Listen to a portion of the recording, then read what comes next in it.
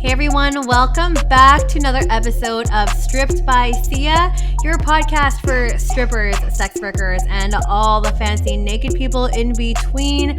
I am your host, Steph Sia, aka who am I? Oh yeah, I'm Kimchi on stage. I was like, wait, which alias am I going to be speaking on today? Kimchi on stage. You can find me on stage. I think this week I should be at Shaker's Show Lounge in Vancouver, Canada. If you are around, feel free to come say hi. Feel free to come chat, get a dance with me, chat about the show, how much you love it, whatever you want to do, or just pay me money. I'm totally fine with that. I am a content creator. I've also been a sugar baby many moons ago. I was also a cam model very briefly and then realized it just wasn't for me and I hated it. And I've been doing this show for, oh my gosh, almost 3 years now. Nearly 3 years doing this. Congratulations. Yeah, thank you so much. It's been like a wild ride and it's been an amazing experience in terms of like connecting people within our industry to help destigmatize the industry, because as we all know, our industry is highly stigmatized. So just bringing on different guests every single week has just been so empowering for me, but also, I don't know, I feel like I'm doing some good work. So, I mean, not to pat myself on the back, but I think it's important, important discussions to be had. If you're hearing a wonderful voice in the background, I will be revealing our guest in about a minute, but y'all have to sit tight for a second because I need to shout out all the people that are supporting on Patreon. Of course, I hadn't monetized this show for the longest time. And then people are just like sending me random money to my PayPal. And they're like, why don't you have a Patreon? I'm like, okay, I guess I'll start one. So thank you to those people who are subscribing. There are lots of you on the lower tiers. I am going to give some fan shout outs to those on the top tier. So quick shout out to Justin Erickson. I've been supporting since day one. Thank you very much. Down in Oregon. And then we have Snoo, who I believe is from Germany. Thank you so much. And also providing so much great feedback on all these recent episodes. We have Jay Sunsern, who is local to where I am here in Canada. And Arip Sarkar, who is, again, also local here in Canada. Thank you all for subscribing and taking these sneak peeks of all like how my crazy brain works when it comes to the show, watching and commenting on the video exclusives like what you'll be seeing today, and yeah, just for sticking around. So thank you so much. If you're interested in that, it's patreon.com/stripped by Sia. And I did promise everyone that I was going to reveal the guest today, which I'm like super stoked to talk about and like interview and just chat and shoot the shit. So I'm very excited to bring on Mistress Marley onto the show this week. I am going to be listing out all of the wonderful things that this bad bitch does, because she does fucking everything. Like, period. And I am just like, when I've read about you, I was like, where do you find the time to do everything? So for those who are listening at home, just a few things in terms of if you're not really familiar with Mistress Marley or her work, but she's a dominatrix specializing in financial domination. She's a sex and kink educator. She's an activist. She's a mentor. She is the Beyonce of BDSM, which I fucking love that term. She's also the founder of so many things. So I'll mention she has a lingerie line called Pynk Matrix, which is sex worker friendly, not to mention super cheap and super like affordable and amazing and just super amazing. She's also one of the masterminds behind Brooklyn's first Black-owned dungeon, Whips Domme Academy, the Black Dom Collective, her Sex Academy on Patreon, Black and Kinky. Am I missing anything? I don't think so. I don't think so. You got a lot of things. You've got like this amazing resume going on here, and just you do so much, and they're all intertwined and just related to sex work, and I just think it's amazing. And we're gonna try our best to dabble into a little bit of everything, because I'm just so curious and also just like wowed by you. But Mistress Marley, please say hello to the audience. Hi, everybody. Nice to meet you, online meet you. I'm so stoked to be on the podcast today with Sia. She has such a warm spirit, and we haven't even started talking yet, and I'm already just like, it's the smile for me. It's the infectious smile I think that you have that's already pulling me in. So I'm just ready to talk and like get into it. I'm stoked. I am just really excited to have you on the show today. And it's been a long time since I've had a dominatrix on the show. It's been a little bit. So we'll definitely be talking a little bit about that, touching on that. I feel like a lot of this episode, I feel like the centralized theme for this episode is going to be mentorship, just with everything that you do. And you even are like a self proclaimed mentor to many up and coming DOMs, people within the sex work industry.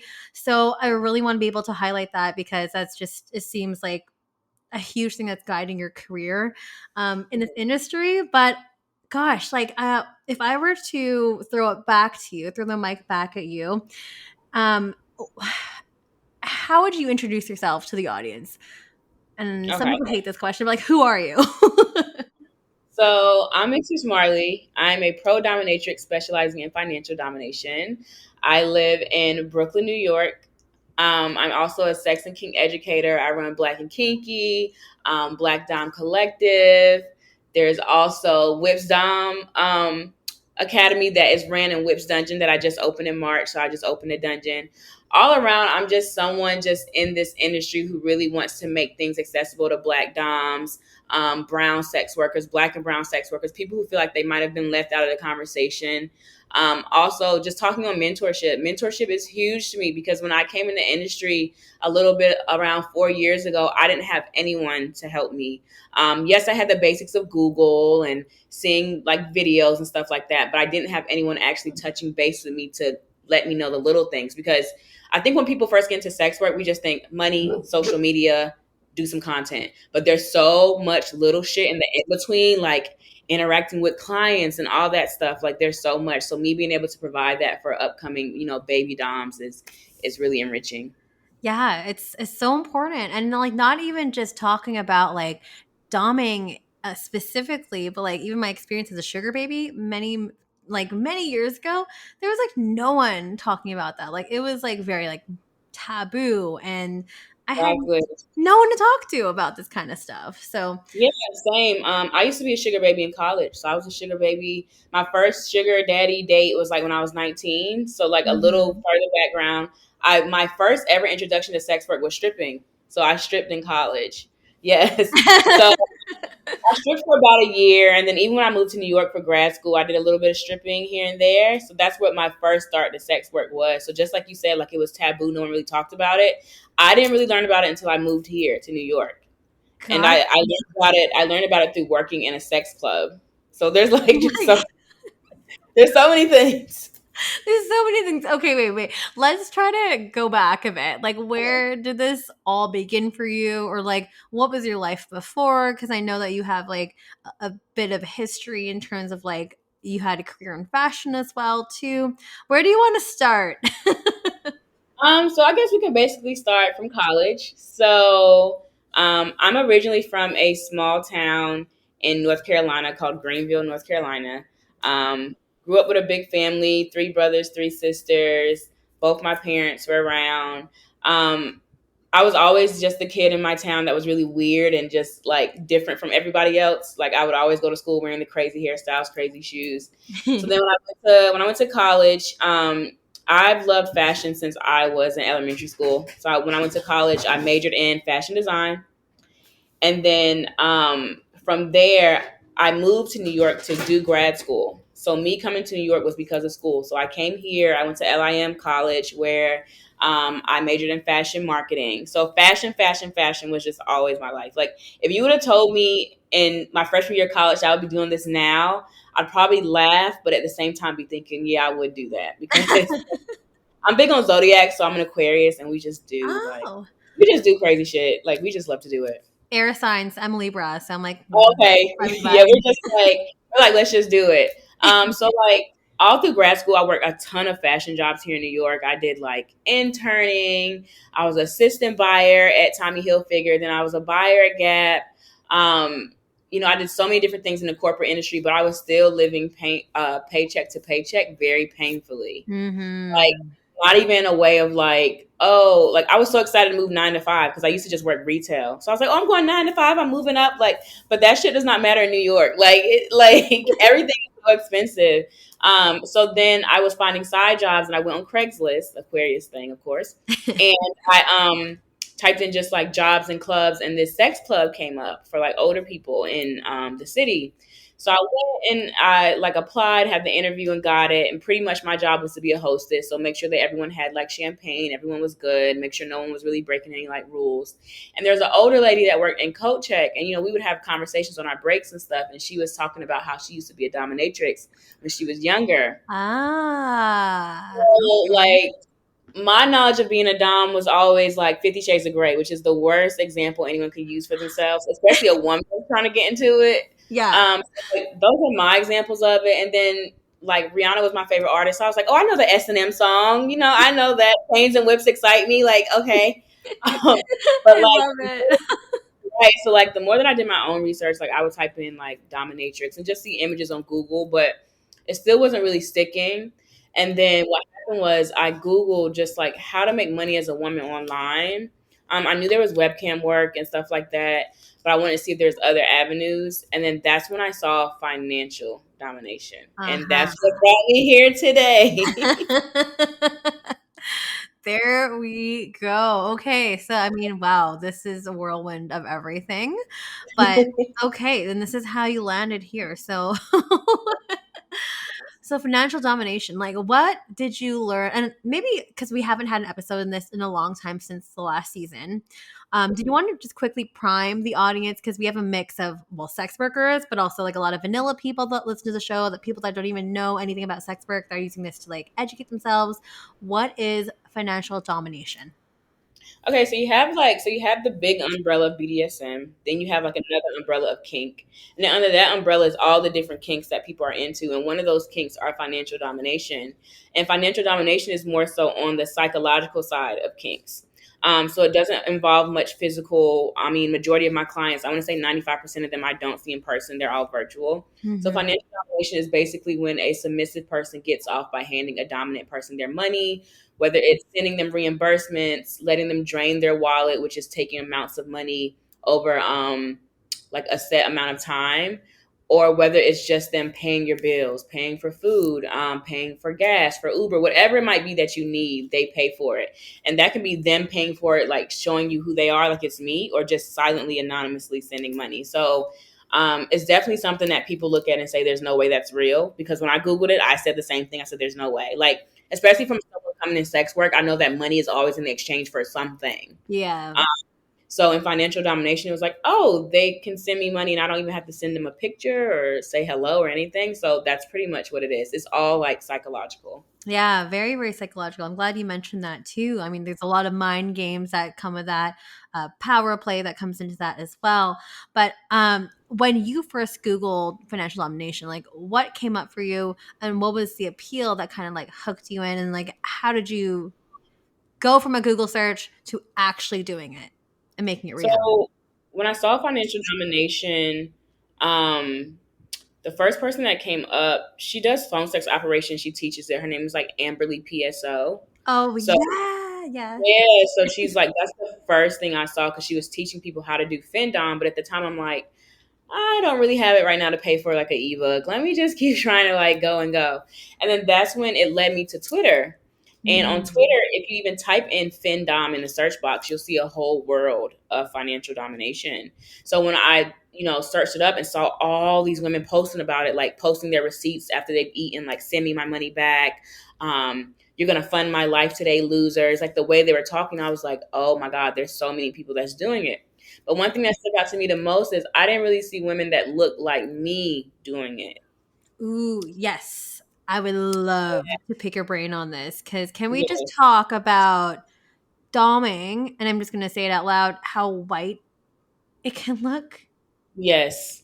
It can look extremely white. And I think that's why in the beginning of my journey, I was a little hesitant and I was a little like basically pretty much like not having any hope that I would get any money or whatever. Like I knew I was attractive, but I'm like, okay, this is the industry that really works for like people that look like me, like Black women. And I just remember seeing nothing but white women or whatever. And I was just like, where are all the Black women at? And then something told me like, just still make your profile, do what you got to do. Don't worry about what other people are doing.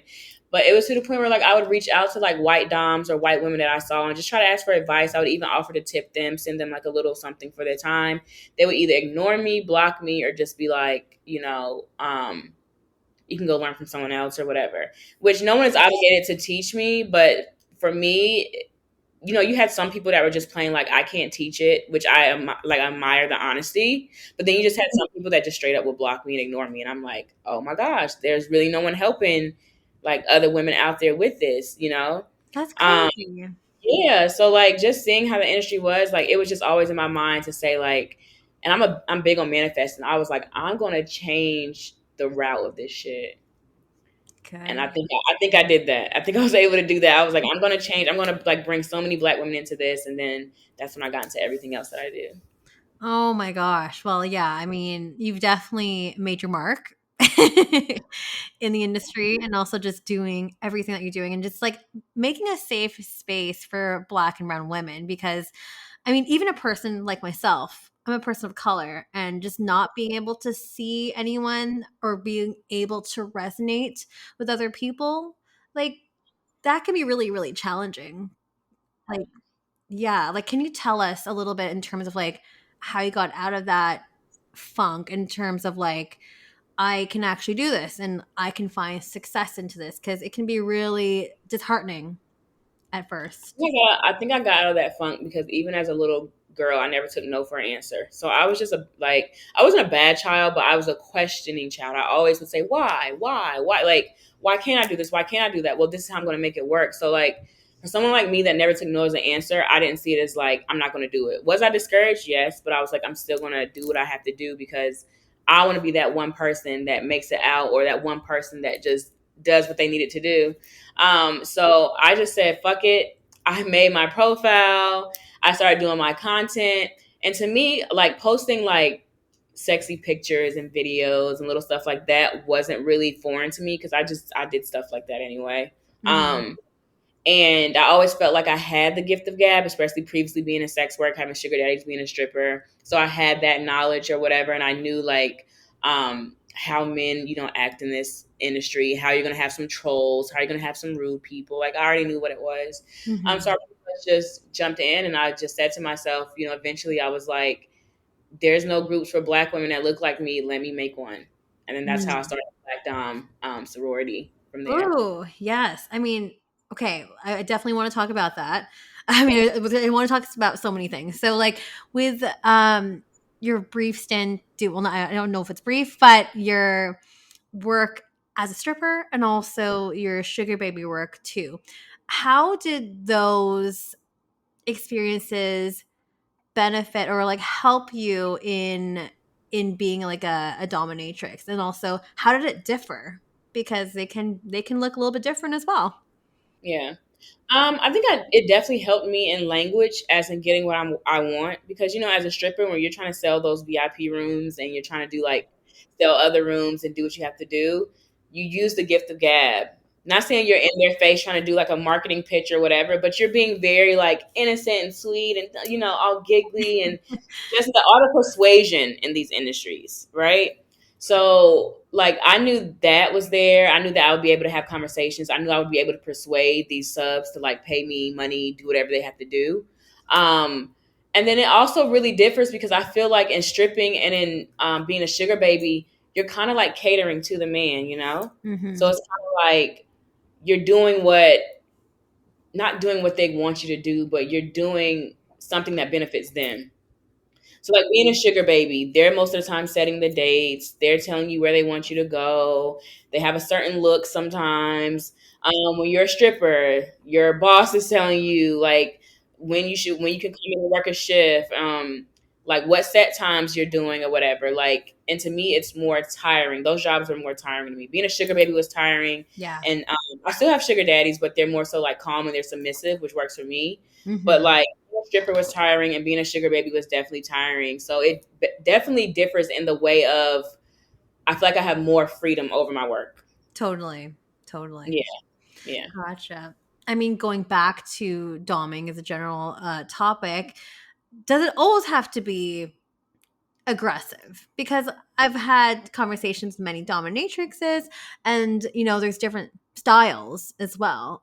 Just for those who might be listening who have this very stereotypical view of what doming is, can you speak to that?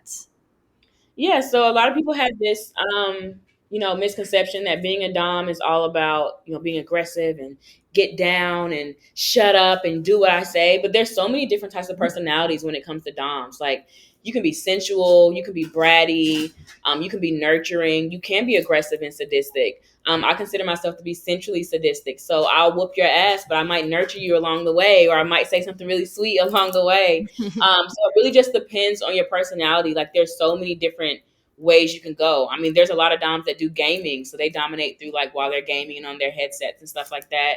I had this one friend that did like tarot card reading, so she would read their future, and their future was that they're going to send her money. Like, so it was just like Ah, there's so many creative ways that you can be a dominatrix, and it doesn't always have to be like aggressive. And I think that's the misconception people have from movies, pop culture. Um, Also, another thing too, not all doms will be in leather and latex. yes.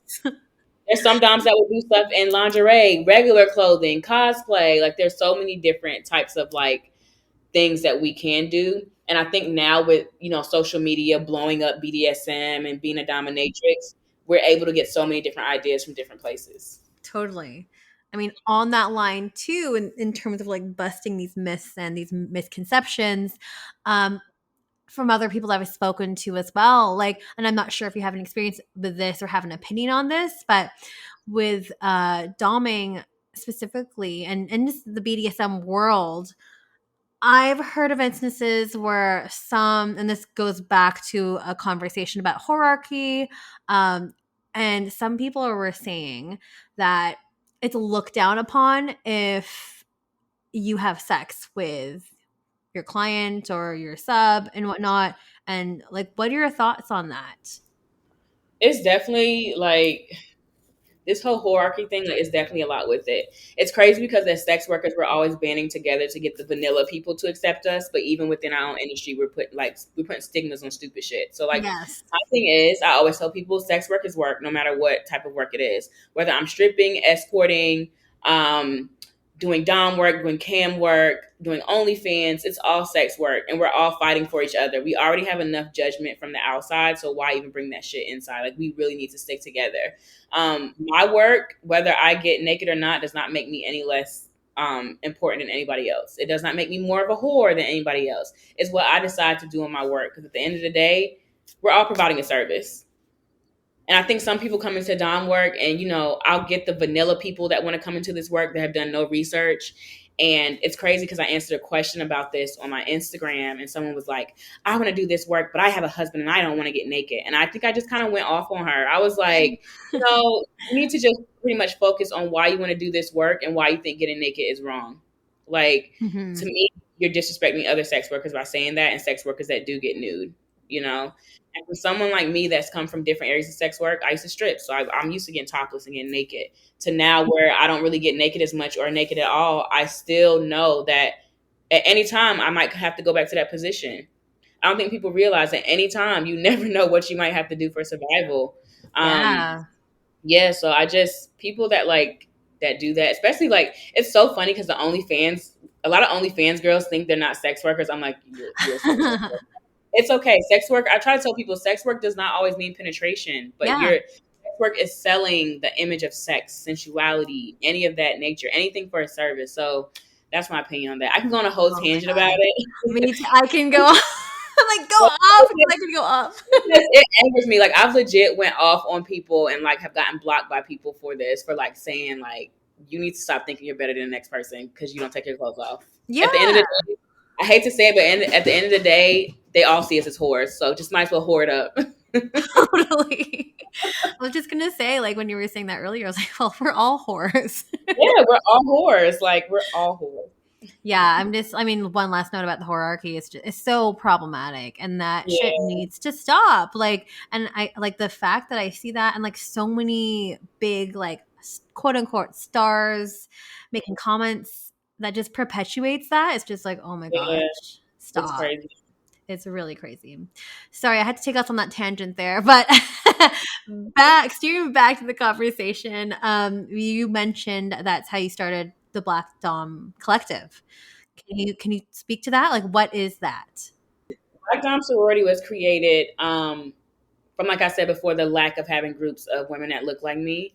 So it's crazy. We started off on a Facebook group, which was the worst thing to do because sex work and Facebook doesn't mix. No. We started off on a small Facebook group, just of like women I knew that also were into it, or women that heard word of mouth. So we would just go in there. We would talk about like personal stuff. We would ask questions about being a dom. A sub is asking me for this. How do I accept payment? Just little stuff. We were kind of just all learning off of each other. So at this time, I wasn't teaching because I was still learning, but I wanted to make a group. So we were kind of all just exchanging information within each other, whatever. Then November 2019, I went to my homecoming and walked a white man on a leash. I saw And that video. I went viral, and from there, my Facebook group was getting so many requests. I think I had 1,000 requests to join, like 1,000 plus. Oh And my I god. thought, holy shit, we need to take this off Facebook because most people's Facebook names are real names. I'm like, don't need to have that up there. So I was like, what can I do? How can I move this? So then we moved to GroupMe, which is an app.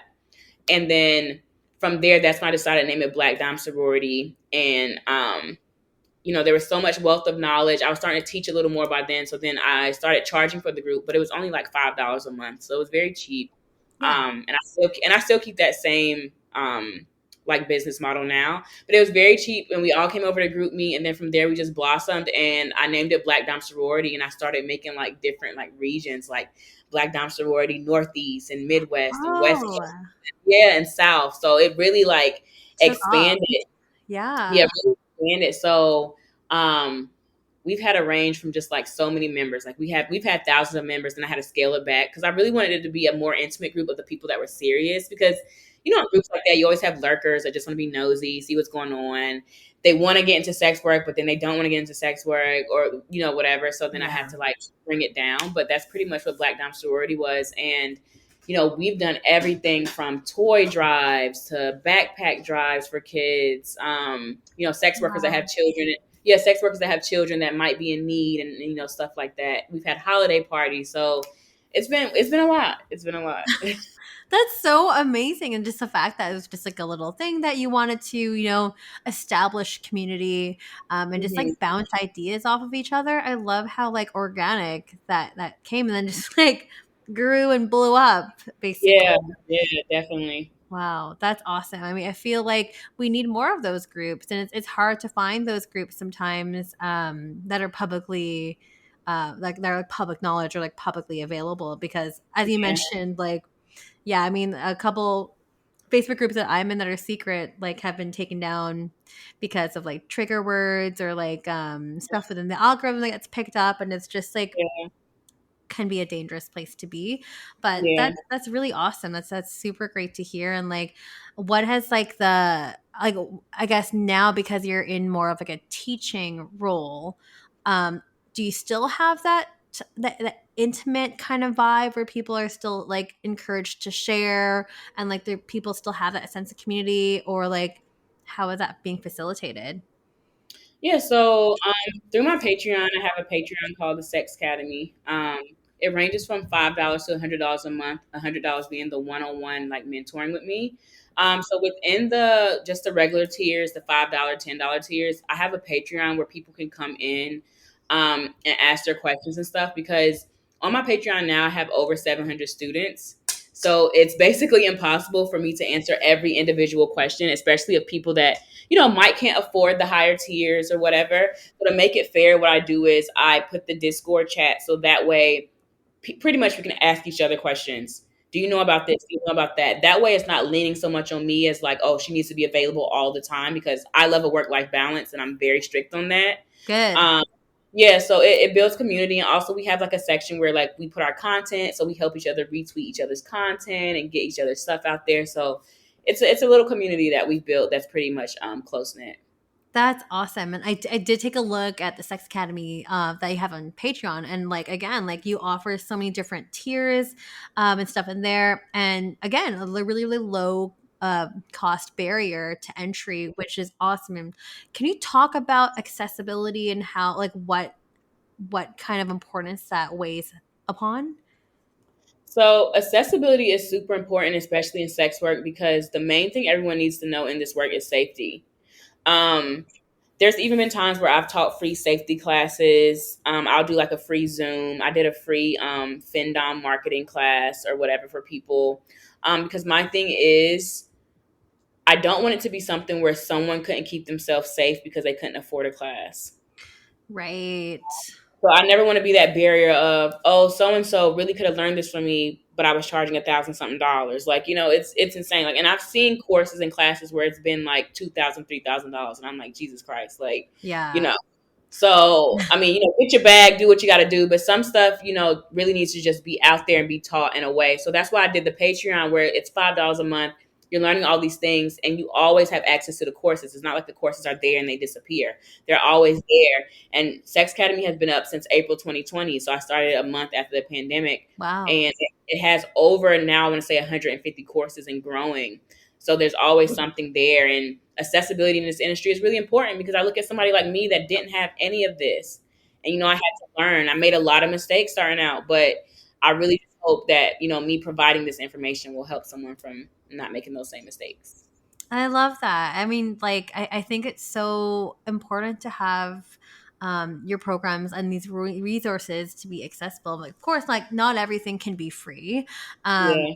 Because, like, obviously, we're putting our time, our emotional labor into this work. And even just answering questions here and there, like, that is very, like, time consuming and also just really tiring.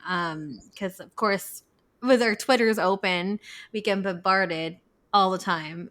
Yeah. Oh my God. Right. So, and then of course, just like talking about like other courses and courses that I've even seen as well along the same lines that you're mentioning, just in the $1,000 range. I'm like, who Yeah. can really afford that? And if, there's no guarantee that you're going to be successful after that, Right. Right. right? It's really problematic and also like just hard, hard Yeah. to witness Yeah, sometimes. a lot of people in this industry, they're trying to, paycheck to paycheck. They're trying to pay their bills. They're trying to do what they have to do, and to charge that much to me is like, okay, like wow. So Yeah. Oh my gosh. Well, on the topic about, I can't even speak right now. On the topic, jeez, it's been a long day. On the topic of like mentoring and stuff too, this is something that you obviously take a lot of pride and joy in. Can you speak in terms of like some of these courses or programs that your potential students and like up and coming baby doms and whatnot that they can take in order to learn more? Because I did see a few different buckets, but I'll let you speak about it. yeah, so I have the Patreon, which is the monthly courses. So it's a monthly subscription. You get access to 150 plus courses. I even do once a month Zoom open Q&A. So I'll get on Zoom for an hour and just answer any questions that people are throwing at me. I also randomly just drop classes on my Twitter. So like I did a FinDom and FemDom marketing free class. I also have an Etsy page. So my Etsy page is basically the recording of those classes. So there's some people that don't want to commit to subscription, but maybe they just want to buy one course. So I offer Mhm. that also. It's downloadable.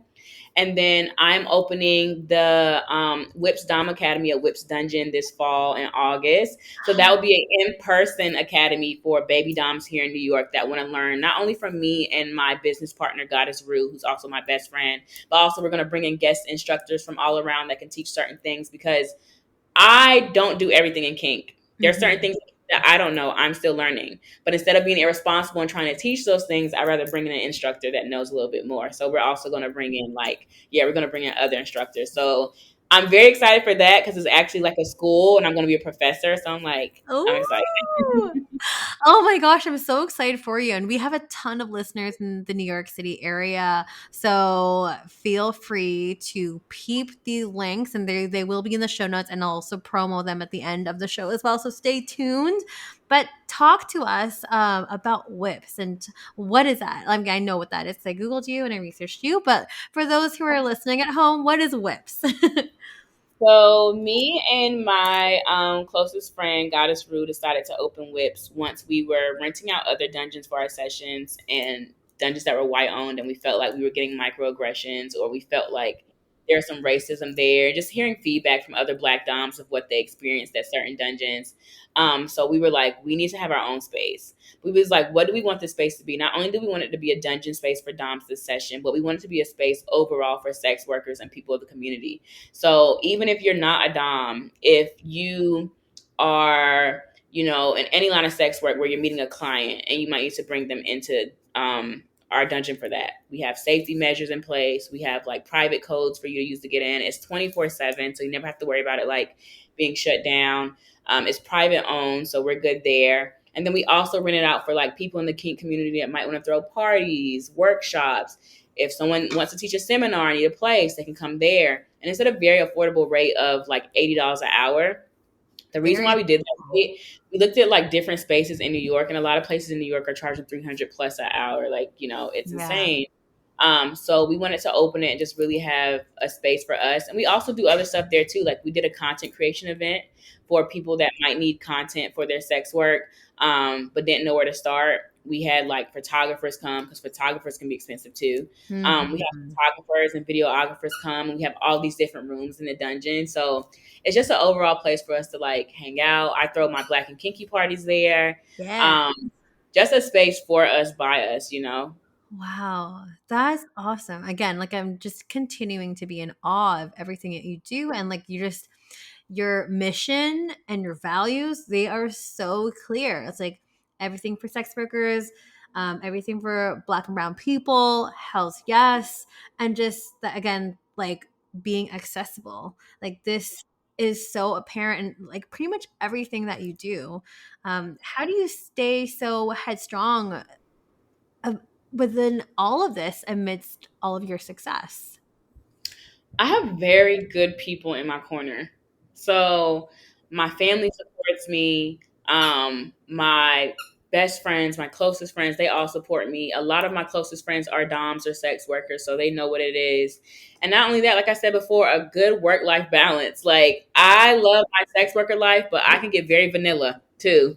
And I love my vanilla life of traveling and partying and restaurants and clubs and museums and stuff like that. So I try to like basically split the two in half and try not to bring them both together. I try to keep them separate, um, only to keep my sanity. Because if it all mixed together, I would never get anything done. Because, I mean, there's tons of people wanting for my attention every day. As soon as I pick up my phone and just log into anything, it's crazy town. So Oh, it's like, yeah, so it's just like, just really just staying true to myself and telling myself why I got into this industry and why I love to make the changes that I'm making, and how I just like to make sure that people are taken care of and sex workers are looked out for. So if I can make someone's day, that makes my day. ah, that's so freaking cool. You're so freaking cool. I mean, like going back to what you said too, and like having those boundaries, how do you go about establishing them? Especially like now it seems like it's really set in stone. I'm sure it wasn't always like that. I think now, like you said, when I first started out, it wasn't always like that. I had to work all hours of the night, early in the morning, reply to people. But now, like now I can relax a little bit more and have a little bit more handle on my schedule. It's just me really telling myself, like, look, if you let sex work overshadow you to the point where like you're overwhelmed, then you won't like it. And I never want to resent this work because I love what I do. So I Hmm. never want to get to the point where I'm like, oh my God, I gotta do this today. I gotta mentor somebody today. Like I never want to be like that. So for me, I set boundaries, I set schedules.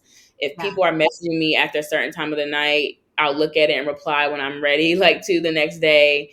I try to still keep that 9 to 5 mindset, but for me, it might be more like a 9 to 10 Hmm. ish.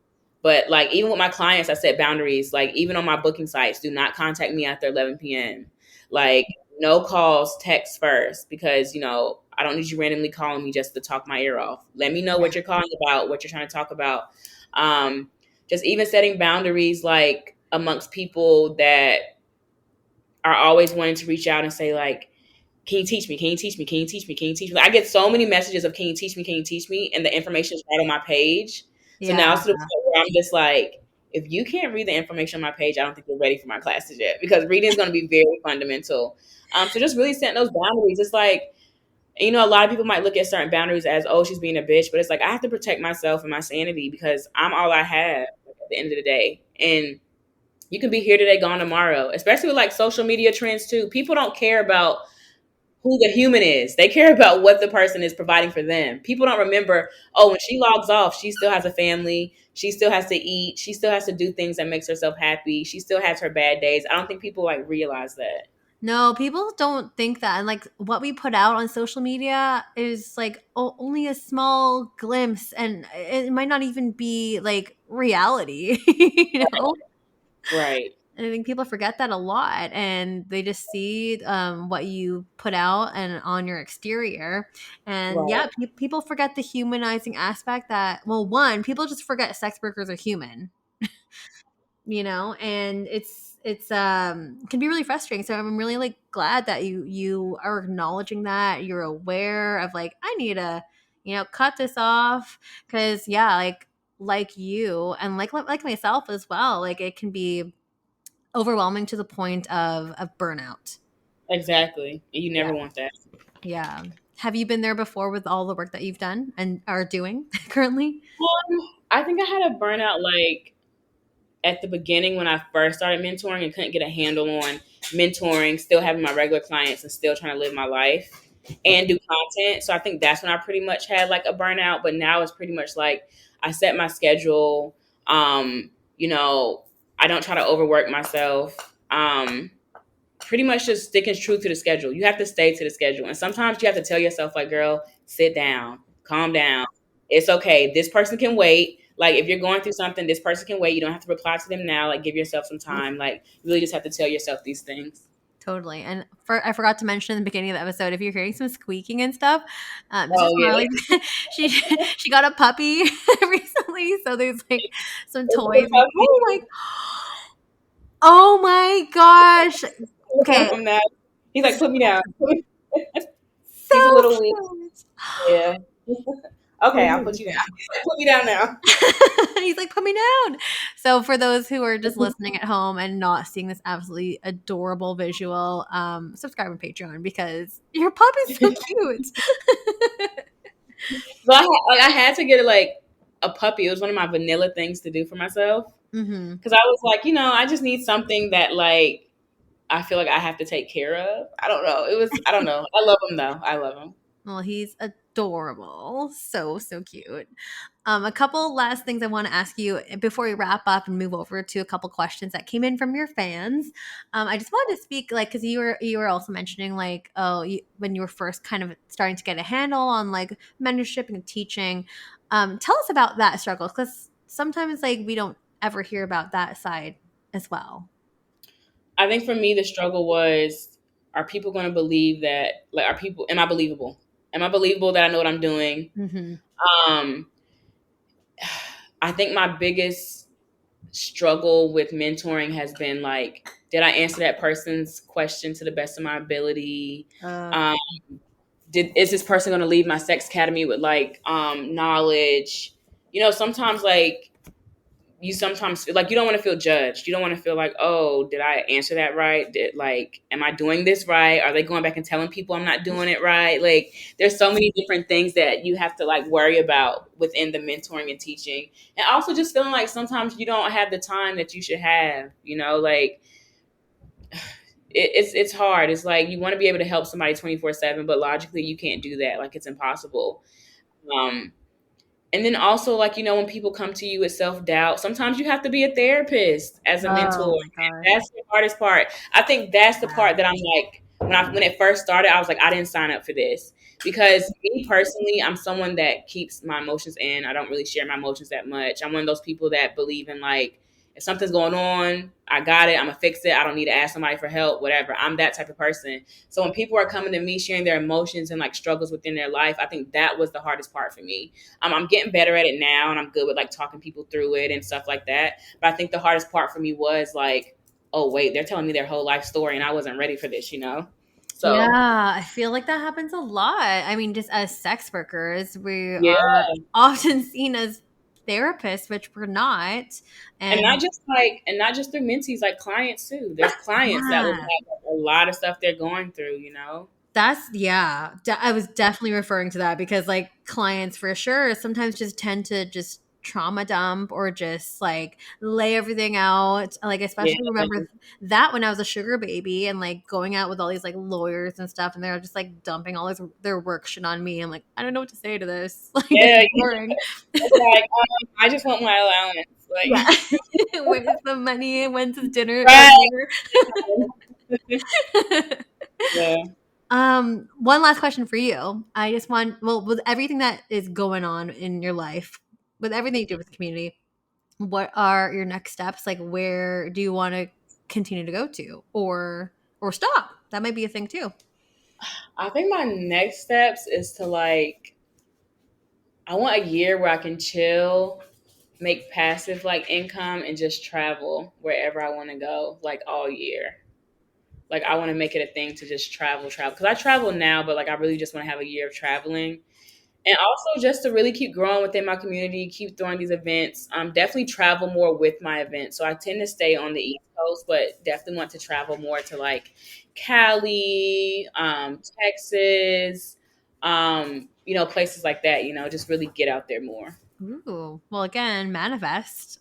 Yes, yes. I have no doubt that this is going to become a reality for you very Yeah, soon.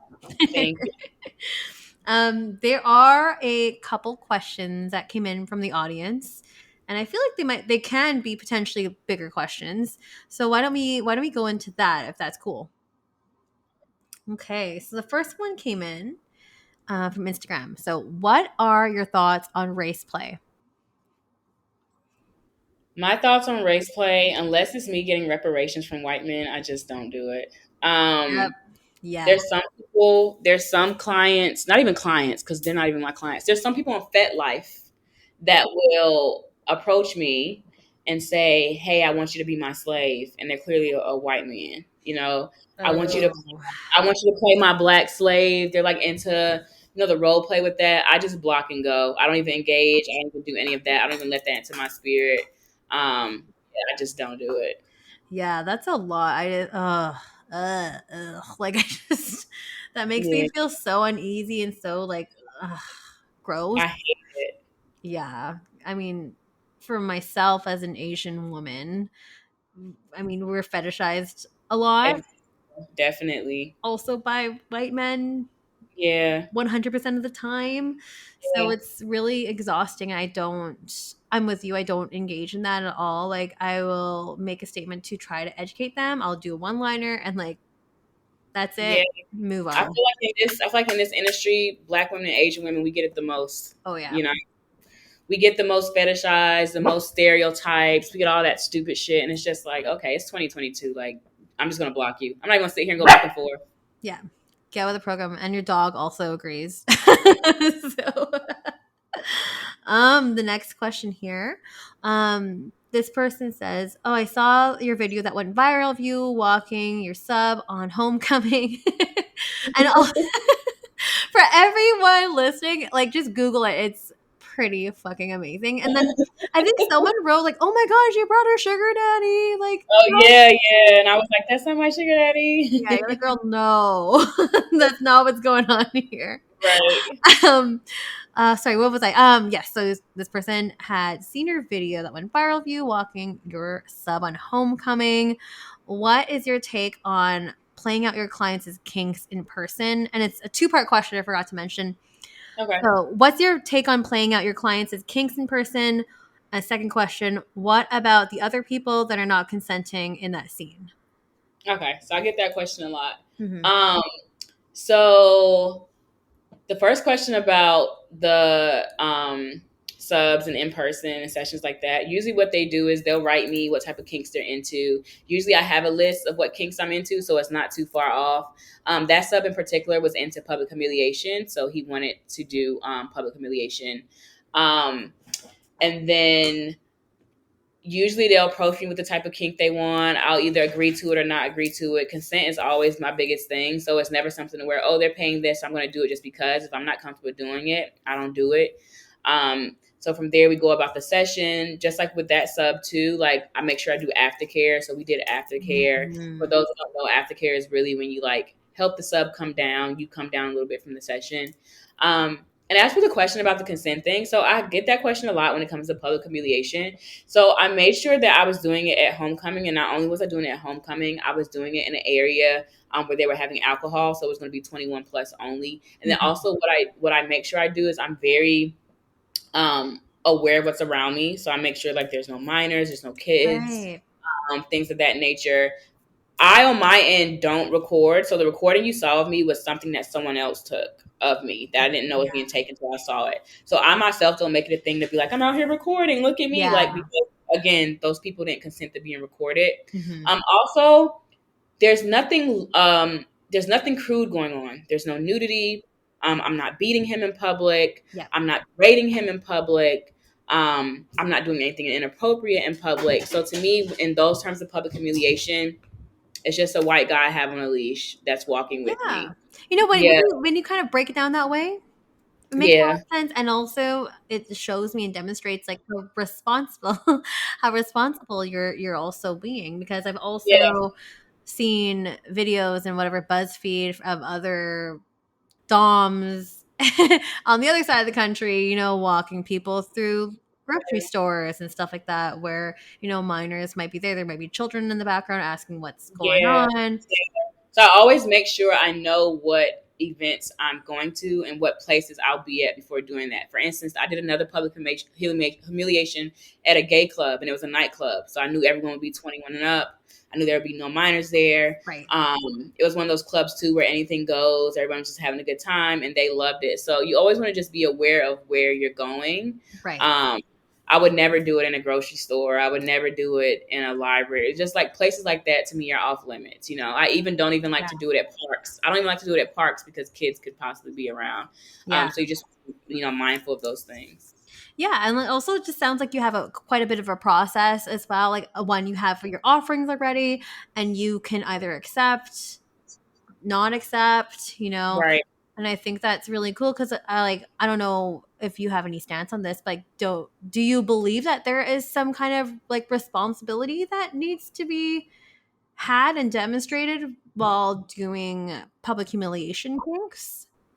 Like I said, I think the responsibility is making sure there's no minors around. I think there's definitely a responsibility in making sure you know what you're doing. Like, are you whipping someone out in public? Are you trying to get nude? Are you exposing yourself? You know, things that could get you in trouble. Yeah. You know, I always say you're already pushing the envelope with the public humiliation. You don't need to do much more beyond that. You know, certain things, I think there's nudity and stuff. There's places for that. There's BDSM clubs for that. There's sex clubs for that. There's, you know, play parties for that. But just, you know, be careful in that sense. Right. Oh, sorry about play parties. I forgot to ask you about Black and Kinky. Oh, yeah. Sorry, let's go back there.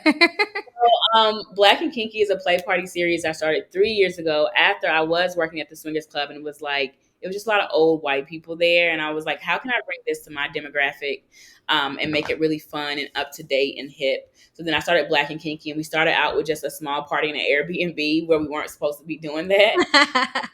And then we moved on to like bigger venues and stuff of that nature.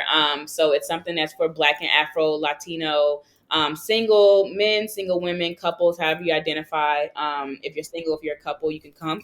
Excuse me. And my best friend is my assistant on that. So my best friend from college, he's my assistant with that. And we have different themes. We've had a pajama jam. Well, we're having a pajama jam in July. We've had Halloween parties. We had Thanksgiving for Thanksgiving last year. We've had Zodiac Edition where people had to wear certain wristbands based on their zodiac sign. Cute. We've had like 70s parties, and then we've also done something in like a literal castle in the mountains, and we're going back again this September. So we've done that's the one you're mentioning. Oh my gosh, that sounds like so much fun. Cool. Yeah. So lots of things to look forward to. I mean, now is the right time to kind of plug everything. I'm sure people are dying to ask, where can we find you? What about these parties? What about all of the things that you do? Plug it all.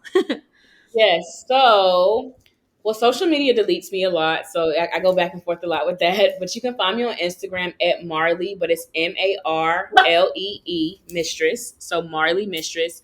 On Twitter, where all the fun stuff is that I can't put on Instagram. It's eyes EYES X on fire. So eyes X on fire. You can find me there. It's patreon.com/sex academy. So SEXCADENY.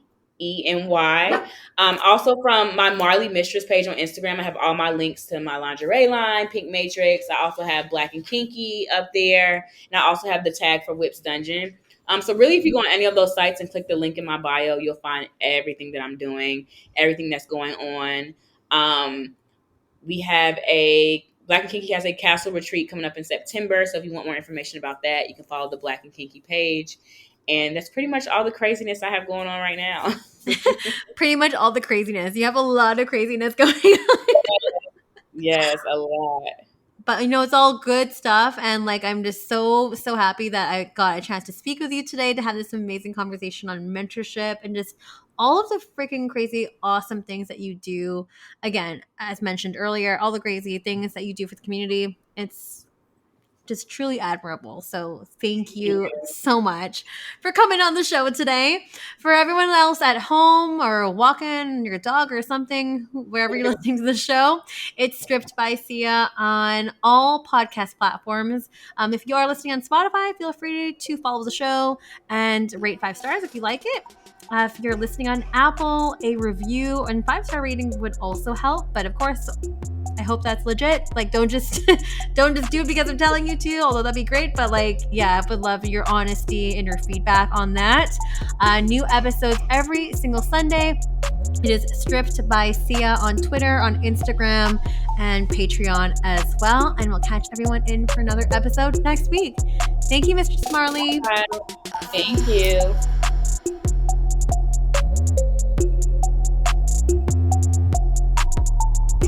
You're listening to Stripped by Sia, hosted, produced, and edited by Steph Sia.